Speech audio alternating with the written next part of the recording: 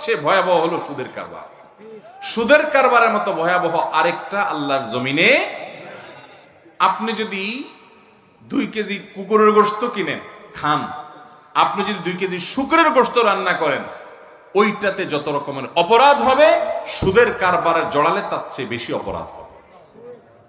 আল্লাহ তাআলা কোরআনে কারীমে বলেছেন, ফাআযানু বিহারবিন মিনাল্লাহি ওয়া রাসূলি, তোমরা আল্লাহ এবং রাসূলের বিরুদ্ধে যুদ্ধের ঘোষণা নাও যারা সুদের কারবার করো।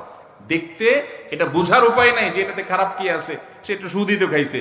সুদ এত ডেঞ্জারাস, আমাদের ঈমানকে শেষ করে, আখিরাতকে শেষ করে দেয়। নিজের মায়ের সাথে জিনা করা কত ডেঞ্জারাস অপরাধ, সুদের কারবার তার চাইতে মারাত্মক অপরাধ।